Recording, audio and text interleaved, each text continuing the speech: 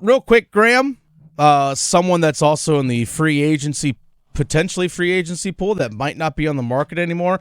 Go ahead and hit the breaking news.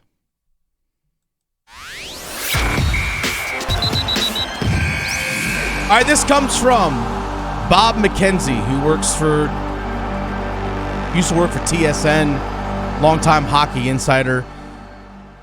He posted this on X about a minute ago, Graham. All signs point to Aaron Ekblad in Florida making progress on a long-term deal that, assuming it's finalized, would take the veteran defenseman out of free agency. Wow. So Aaron Ekblad looks like he's going to re-sign with the Florida Panthers. My guess is that they kept Sam Bennett 8 years, $8 million a year. If they keep Aaron Ekblad, they had about $11 million in cap space.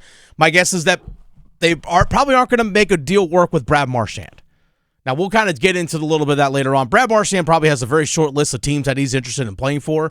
Maybe it's Toronto. Maybe it's going back to Boston, possibly. I mean, Florida, the Panthers certainly was a possibility as well, but who knows? Heck, I would love Brad Marchand in a Carolina Hurricane uniform. Just going to go ahead and say that. See, I was under the impression after Sam Bennett re-signed, I thought that Brad Marchand maybe just loved the culture. I mean, he won the Stanley Cup with the Panthers this past season, and Ekblad was going to be on the outside looking in. That might not be the case. Yeah, I see both philosophies on it. I mean, Brad Marchand might be looking at like, hey, this is my chance to cash in. This is going to be my final contract, go cash in. My name's on the cup twice. I can still go play for a good team, but let me go get top dollar. And you know what? That's his right, and he's earned it. That's his right, and he's earned it. So there you go. Looks like Aaron Ekblad not going to hit free agency from the Florida Panthers. Looks like he's going to stay with Florida. So not hitting free agency. We'll discuss at 4:45 some potential trade targets and things along those lines for the Carolina Hurricanes as well as free agents. And guess what?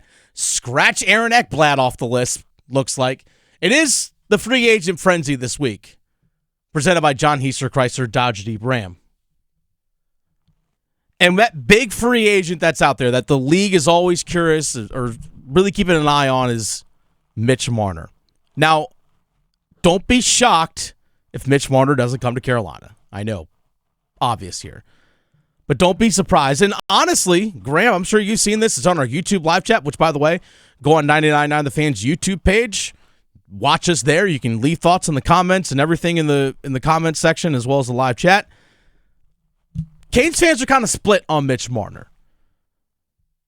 Now, maybe Mitch Marner could be the guy that does make Carolina better in the playoffs. I think everyone can obviously say that this team desperately needs scoring. The only 20-goal scorers that are coming back on the roster next year are Sebastian Aho, Andrei Svechnikov, and Seth Jarvis. That's it. Now I think Logan Stankoven could be a 20-plus goal scorer for this team. I certainly think so. Maybe Taylor Hall can get back to being a 20-goal scorer. But this team needs a top-end scorer or two. Now, Marner can bring that. Now, is Marner a bad playoff player, or was he just stuck on a franchise and team that hasn't been successful in the playoffs in basically, this century? That's another discussion for another time. But all signs right now, Graham, are pointing to Mitch Marner to Vegas. Certainly not a guarantee. Carolina, as we know, has been interested in Mitch Marner for a while, as has Vegas. And Elliot Friedman of Sportsnet on his 32 Thoughts podcast said Vegas, Carolina, Mitch Marner.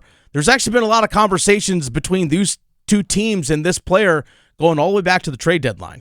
As we know now, Mitch Marner declined to waive his no-move clause to go to Carolina. And I get that one. His wife was pregnant. She was due. I get that. To me, that's perfectly reasonable. He wouldn't go to Carolina. That fell apart. Now, there was a conversation. Vegas was later brought in, and they kind of talked about, or at some point there, Vegas was brought in, and they talked about Marner to Vegas, Rantanen from Carolina to Dallas has eventually happened, but they couldn't sort out a way to make it all work for the Hurricanes. Was there a pet player or packages of players they could get that made them happy? But a three-way option was discussed.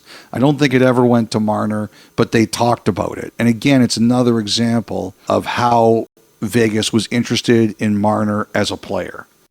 So Vegas was interested. Carolina was interested from the get-go. Now Vegas, according to Elliot Friedman, has approached Toronto about Marner even as far back as the scouting combine.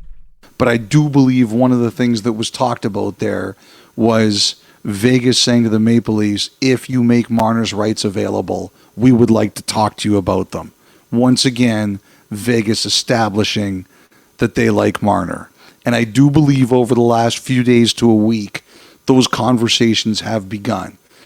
That the Maple Leafs and the Golden Knights have discussed what a trade for Marner's rights could look like. Okay, that's the key right there. Are you going to make a deal in order to talk to Mitch Marner in advance? Again, just like we saw last year with the Carolina Hurricanes, we're a little slow on getting stuff with Jake Gensel done, and then sure enough, swoops in Tampa Bay. Now we can get into kind of like a tampering conversation a little bit later on, but Tampa Bay swoops in. It's like, hey, guess what? We'll give you a third-round pick so we can talk to Jake Gensel. Carolina gets a third-round pick, essentially as hush money, and Jake Gensel signs with Tampa Bay. That's what ends up happening. So that's what took place last year. This is a similar type situation.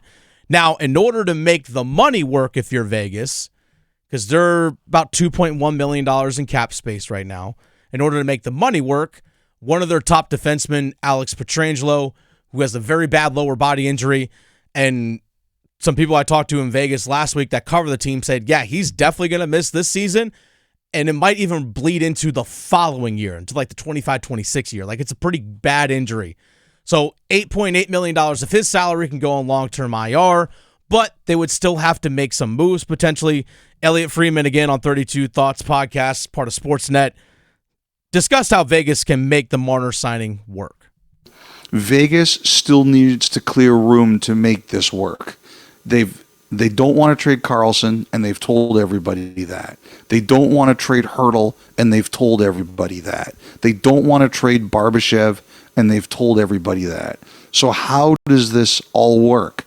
Well, one of the ways, and Kelly McCrimmon talked about this on Saturday with the local media there, is that Alex Pietrangelo, they have some decisions to make. And Pietrangelo, as I said several times, one of my favorite players, going to the Hall of Fame, but he's going to be on LTIR for a while, looks like. So that will create some room.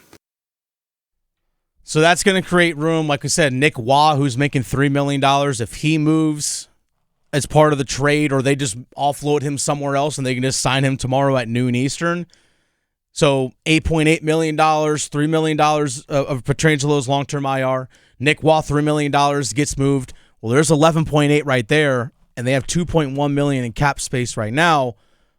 Well, then you can make that move. Then you can sign him to like a $12 million deal. Here's a caveat that people have to keep in mind. In the in the summertime, before like the season actually starts, you can be 10% over the salary cap in the summer because it allows teams to sign, trade, do whatever they got to do, anticipating guys are going to be on long-term IR. So you can be 10% over the salary cap. The salary cap is $95.5 million. So you can go $9.55 million over the cap in the summertime. So Vegas also has to be careful that they have to make some moves before they can sign Marner to be over that cap, that 10% limit, to be over the cap in the summertime. So Vegas has to be pretty strategic with what they do. Now, I've said, and now I doubt it's going to happen, especially when you heard Elliot Friedman talking about, hey, they don't want to trade Tomas Hertl. They don't want to trade William Karlsson, Alex Barbashev. Like, they don't want to move any of these guys. They want to keep this team intact going into this season. I totally understand that. I've said I would love to get William Karlsson from Vegas. If Carolina can swoop in and be like, hey, we'll offer you like, Here's some young players and a pick, some players that can help play for you right away, and you can poach away William Karlsson, who has 2 years left on his deal at $5.9 million. I would take him in a heartbeat. William Karlsson has his name on the Stanley Cup, so he knows how to win in the playoffs, but he's also a tremendous defensive player as well, and also is an extremely great skater. Tomas Hertl is slow. He's a slow skater, and the numbers back it up. He is actually a slower skater than Jordan Staal. And people are like, well, Stahl's slow. He's slower than Staal. I've posted about it on X. I can give you the numbers again if you want to. In terms of top-end speed bursts of 22 miles an hour plus. In terms of 20 to 22 mile per hour speed bursts and 18 to 20 mile per hour speed bursts, Tomas Hertl is in the bottom 50 percentile in the entire NHL. Bottom 50 percentile. So he's on the bottom half of slow. It's not a great place to be. If you look at on the other side, let's say, like, again, I bring up Jordan Staal.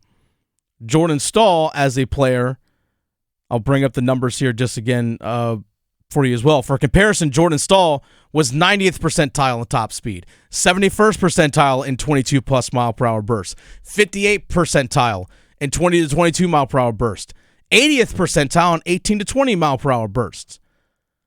So if you guys are saying that, hey, Jordan Staal, if that's like your Mendoza line for speed, Tomas Hertl is way slower. And it also concerns me that a player is a 31 goal scorer who's also a minus player. Yeah, it's great that you can do some great stuff on the power play. I understand that the Canes need some help on the power play, but I can't trust you to be my number 2 center if you can't skate in a man-on-man system, if the other team center is just going to cook you. Can't pressure all over the ice if you can't keep up man-to-man with your guy.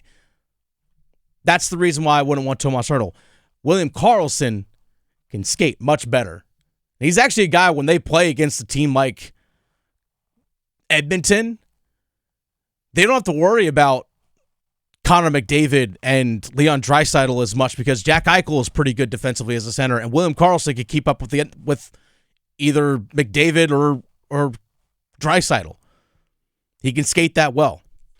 I don't think Carolina is going to be able to get William Karlsson, but if there's an opportunity, if I'm Eric Tulsky, I'm on that phone trying to make that call. This is where Carolina might not be able to get Mitch Marner, but how can they still benefit from some of these other moves that are taking place around the league? By the way, Graham, apparently Dallas is interested in Mitch Marner. I'm like, you have like not even $1 million in cap space right now. If that means you got to offload a couple of guys, Jason Robertson, Carolina, make that call. We'll take him. Yeah, come on over here. Make that call. If Mitch Marner wants to go to Dallas, cool. Carolina can take advantage of that. Now, again, people are split on Mitch Marner. That's totally fine. I 100% understand that. Again, at 4:45, we're going to talk about some more players coming up.